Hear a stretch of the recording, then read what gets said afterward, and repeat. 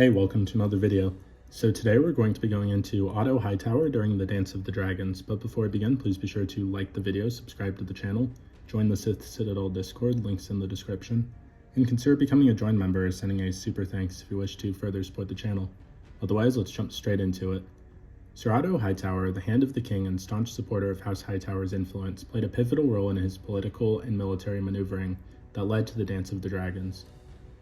In 129 AC, on the morning of King Viserys' death, Queen Alicent Hightower and Sir Criston Cole convened the small council in the Queen's apartments.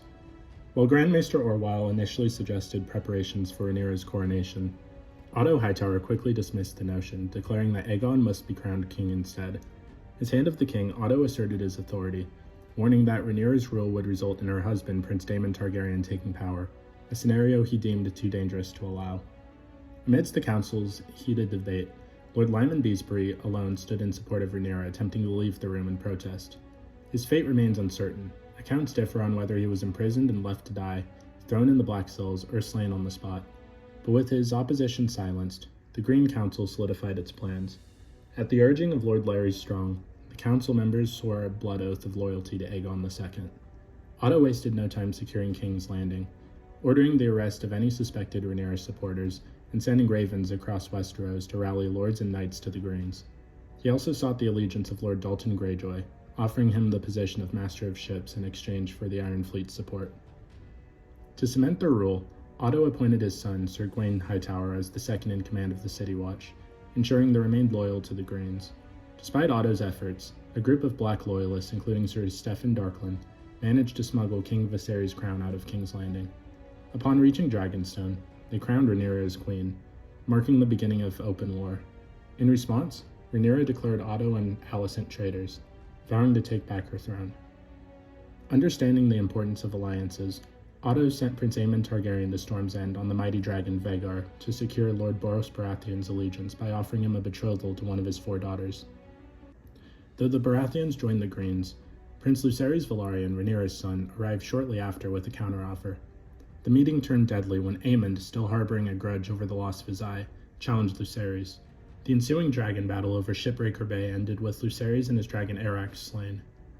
Rather than celebrating Aemond's actions, Otto was furious, famously reprimanding his grandson, saying, "You only lost one eye, how could you be so blind?" Aemond's reckless act had escalated the war beyond Otto's control, setting a dangerous precedent for vengeance. In retaliation, Prince Daemon Targaryen swore revenge and orchestrated an infamous assassination within the Red Keep. He sent 2 killers, Blood, a butcher, and Cheese, a rat catcher, to infiltrate the castle. The mission was simple: kill a son for a son. Under the cover of night, they murdered Prince Jaehaerys Targaryen, Aegon's young heir. While Blood was caught and tortured to death, Cheese escaped, leaving Aegon grief-stricken and enraged. In his fury, Aegon ordered the execution of all rat catchers in King's Landing, and Otto brought 100 cats to replace them. As the war escalated, Otto focused on diplomacy, rallying loyalist lords, hiring sellswords, and attempting to secure alliances. He wrote to Lord Ormond Hightower, urging him to quash Rhaenyra-aligned rebellions in the Reach. Otto also sought the support of Prince Corin Martell of Dorne, reminding him of his past conflict with Daemon Targaryen in the Stepstones, but Dorne remained neutral. With Dalton Greyjoy unresponsive, Otto turned to the Triarchy, promising them exclusive trading rights in King's Landing and control over the Stepstones if they would help break the Velaryon blockade at the Gullet. However, his slow and methodical diplomacy frustrated King Aegon, who viewed his grandfather's cautious approach as weak. One day when Otto was writing yet another letter, Aegon knocked the ink pot into Otto's lap, shouting, "Spill blood, not ink." The young king had run out of patience.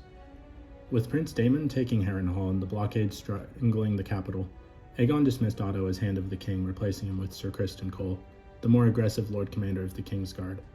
Despite Queen Alicent's protests, Otto's time in power had come to an end. Ironically, Otto's diplomatic efforts bore fruit only after his dismissal. The Triarchy's High Council accepted his offer and sent 90 warships, leading to the brutal Battle of the Gullet on the 5th day of 130 AC. Though the battle resulted in massive casualties on both sides, it failed to break the Velaryon naval dominance. In the same year, Rhaenyra's forces conquered King's Landing, and she seized the Iron Throne. Otto, now a prisoner, had long foreseen his fate. True to his predictions, he was the first man beheaded for treason under Queen Rhaenyra's reign. Sir OTTO HIGHTOWER was a brilliant but ruthless statesman who was unwavering ambition for House Hightower's influence ultimately led to his rise and fall. A master of diplomacy and political strategy, he was instrumental in Aegon's ascension, yet his careful approach clashed with the king's impulsiveness. His dismissal marked the turning point of the war, as his replacement, Sir Criston Cole, led the Greens with a far more aggressive and bloodthirsty strategy. Though Otto met his end at Rhaenyra's command, his legacy endured. His family remained one of the most powerful in Westeros, and his influence shaped the brutal conflict that defined the Dance of the Dragons. But what did you guys think of Otto Hightower during the Dance of the Dragons? Please let me know in the comments down below. If you haven't already, please be sure to like the video, subscribe to the channel, join the Sith Citadel Discord, links in the description, and consider becoming a join member or sending a super thanks if you wish to further support the channel. Otherwise, I'll see you in the next video.